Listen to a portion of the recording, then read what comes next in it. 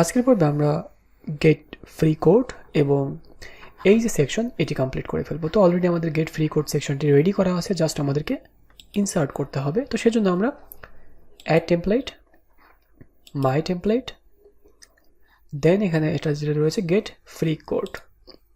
Yes, এটা হয়ে গেল। দেখুন, এরকম অনেক সেকশন আপনারা কাজ করতে করতে পারবেন যে ইনস্ট্যান্টলি এটা সলিউশন হয়ে যাবে এবং কাজটা হয়ে যাচ্ছে।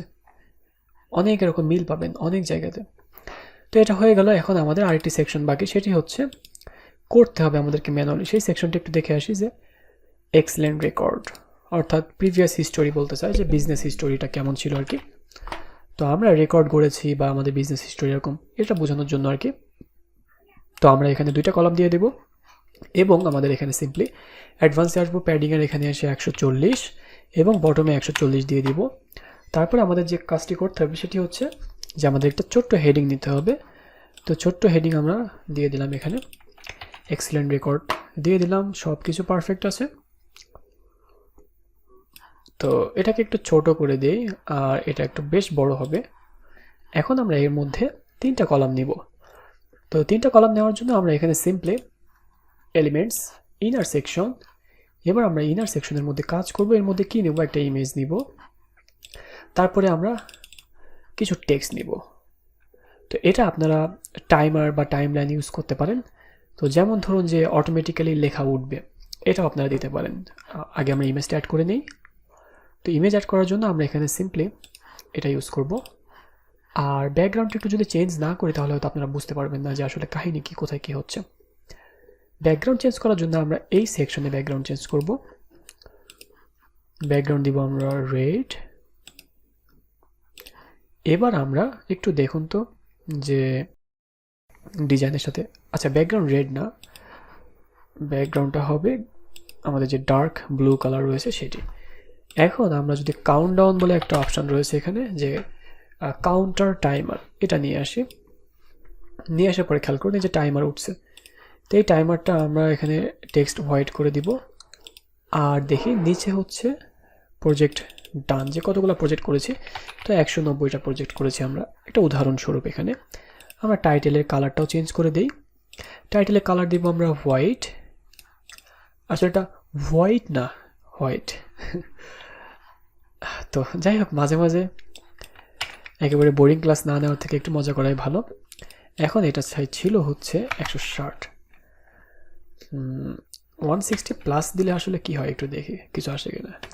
কিছুই আসবে না, কিন্তু আমরা এখানে সাফিক্স প্রিফিক্স দিতে পারবো। আপনারা ক্লাসে যারা গ্রামার ফাঁকি দিয়েছেন তারা হয়তো সাফিক্স প্রিফিক্স বুঝবেন না। আর সহজ কথাই বলি, আগে আর পরে আর কি।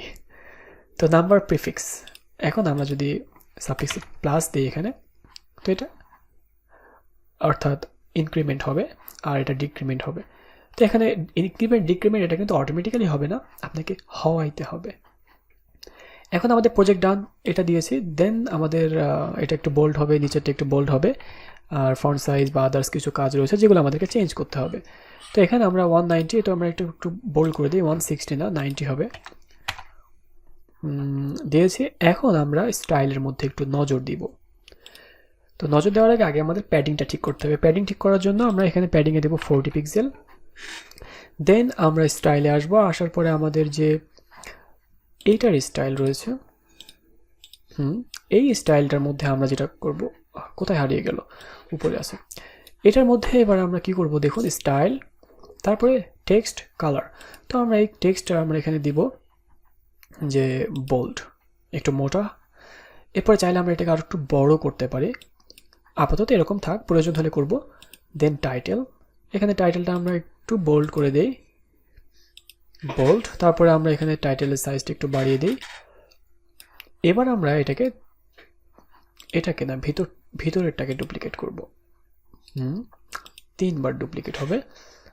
তো ডুপ্লিকেট করার জন্য আমরা এখানে ডুপ্লিকেট করলাম।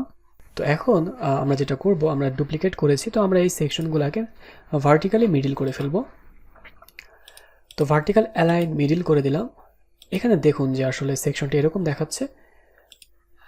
তো এখানে আরেকটু ছোট ছোট হবে, ইমেজগুলোকে আরেকটু ছোট করতে হবে। তো আমরা করে ফেলি, আমরা ইমেজটাকে ছোট করে ফেলবো। একটু দেখে আসি যে ইমেজটাকে ছোট করব, দেন আমাদের সেকশনের এই টেক্সটগুলোকে বড় বড় না দিয়ে আমরা আরেকটু ছোট করব। মোটামুটি ঠিক আছে। কত দিলাম? 40। আমরা একটু দেখে আসি যে এখানে কত দিয়েছে। এখানে 42 দেওয়া আছে, তো আমরা 40 দিয়েছি। একটা আন্দাজ বলে কথা, তাই না? হারিয়ে গেল কেন? প্রজেক্ট ডান। এখন আমরা টাইটেলের যে সাইজ রয়েছে এটাকেও একটু কমিয়ে দিব। তো এটার সাইজটা আমরা যদি দিতে পারি আর একটু কমিয়ে দিই, এতটুকু দিলে এনাফ। বাকিগুলো আমরা ডিলিট করে দিই। আর ইমেজ সাইজ যেটা আছে এটা পারফেক্ট আছে। এবার আমরা এটাকে ডুপ্লিকেট করব। তো ডুপ্লিকেট হয়ে গেছে এবং আমাদের সেকশনটা মোটামুটি একটা সাইজে চলে আসছে এবং আমরা বাকি ইমেজগুলোকে অ্যাড করে দিব। তো আমাদের নেক্সট ইমেজ হচ্ছে এটা, তারপরে ইমেজ হচ্ছে এটা। চাইলে এবার আপনি ইমেজগুলোকে একটু ছোট বড় করতে পারেন। তারপরে আমরা এখানে হ্যাপি ক্লায়েন্টস, দেন আমাদের টিম মেম্বার। তো আমাদের হ্যাপি ক্লায়েন্টস ধরলাম 200, টিম মেম্বার আমাদের ধরলাম, আসলে টিম মেম্বার আমাদের অত বেশি না কারণ এত প্রয়োজন নেই। আমাদের টিম মেম্বার কত দিতে পারি? 20 জন ধরি, এখানে দিয়ে দেই টিম মেম্বার। তো এতটুকু দেখুন আমাদের এই সেকশনটা কমপ্লিট হয়ে গিয়েছে। তো আশা করি আপনারা ক্লিয়ারলি বুঝতে পেরেছেন যে কিভাবে আমরা যে কোনো একটা ওয়েবসাইট বা যে কোনো একটা ডিজাইনকে স্ট্যান্ডার্ড মেইনটেইন করে আমরা ডিজাইন করতে পারি এবং এই ডিজাইনগুলো আপনাদের যখন আপনারা রেসপন্সিভ করবেন দেখবেন খুব সহজে রেসপন্সিভ হবে এবং যে কোনো ব্রাউজার সাপোর্টেড হবে। যে কোনো ওয়েবসাইট যে কোনো ব্রাউজারে এই ওয়েবসাইটগুলি শো করবে।